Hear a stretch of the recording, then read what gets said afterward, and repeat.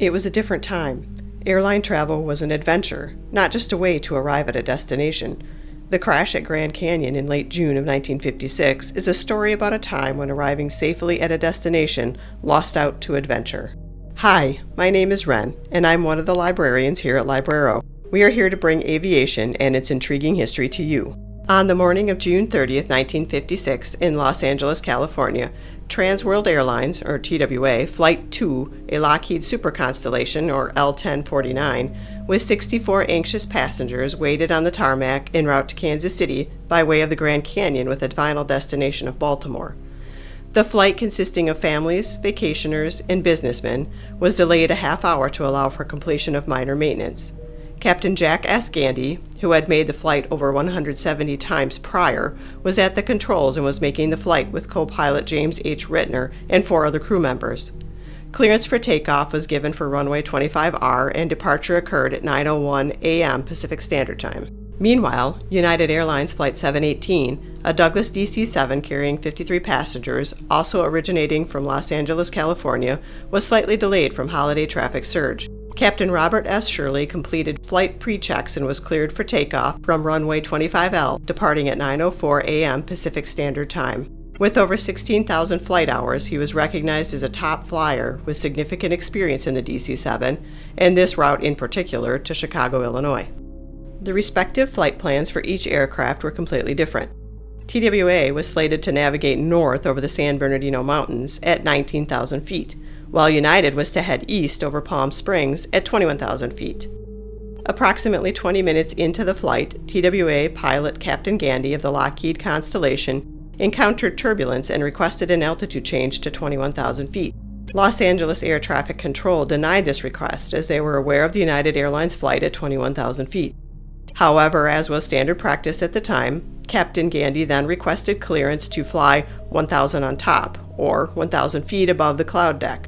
Los Angeles Air Route Traffic Control Center approved this request and notified TWA of the nearby traffic of United Flight 718. At 9:58 a.m., United 718 passed over Needles, a small airport at the California-Arizona border, reporting that at around 10:31 they expected to cross the Painted Desert Line, a 173-mile-long line between Utah and Arizona used by air traffic to assist in locating flights in uncontrolled airspace. A minute later, TWA Flight 2 reported in, making a similar estimation. The controllers knew the two aircraft would likely fly at 21,000 feet, crossing the Painted Desert Line simultaneously. However, the line is vast, and the responsibility to avoid collision fell into the hands of the pilots, so the controllers, following procedure, did not reroute either aircraft. But the tides would not be in their favor. Both aircraft were slightly deviated to a more northern path than their flight plans said to do. Some speculate that this was due to thunderstorms in the area, or potentially pilots trying to provide passengers a more scenic view of the Grand Canyon, and because of the tall, dark clouds and restricted visuals in the cockpits, they were unable to see each other until it was too late. Disaster struck.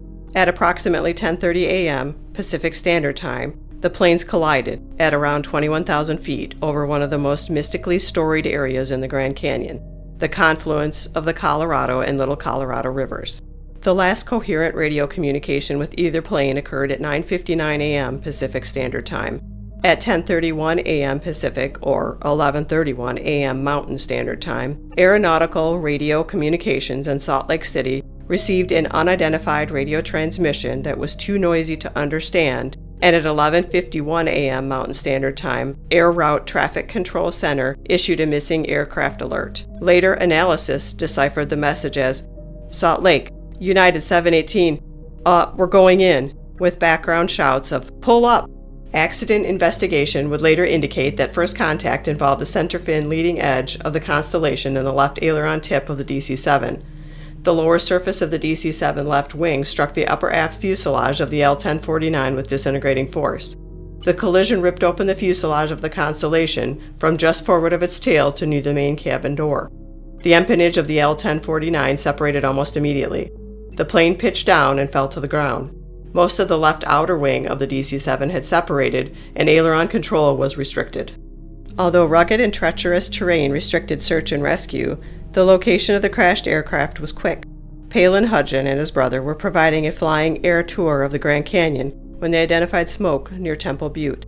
Thinking that it was the result of a lightning strike, it wasn't until they returned from their tour that they were notified of missing aircraft. They returned to the skies and confirmed the impact site of the TWA Constellation on the northeast slope of Temple Butte. This information was provided to a military helicopter, who confirmed the location of the TWA Constellation and the DC-7 atop a 1,000-foot ledge of Chur Butte. 128 souls were lost, the most deadly aircraft disaster up to that time. But it wasn't the only incident. Between 1950 and 1955, a reported 65 mid-air collisions occurred over the United States, making it clear that outdated and antiquated federal air traffic control systems were ineffective. No clear delineation or rules existed between slower and faster aircraft or fly-by-visual flight aircraft versus instrument aircraft. In 1955, President Dwight D. Eisenhower had appointed Edward P. Curtis to develop a comprehensive plan to address the issues, and the 1956 Grand Canyon crash only served to escalate the need for Congress to act on such concerns. In 1957, Curtis recommended the establishment of an independent federal aviation agency to consolidate oversight of civilian and military flights. In 1958, Congress passed the Federal Aviation Act, which created the Federal Aviation Administration, or FAA, as an investigatory and advisory entity. It also modernized air traffic control and implemented stricter flight rules. Initial recovery operations occurred within days of the crash under difficult terrain and oppressive 110-plus degree heat conditions. The recovery team used Army H-21 Piasecki helicopters and partnered with Swiss and Colorado mountain climbers who volunteered to help in the recovery.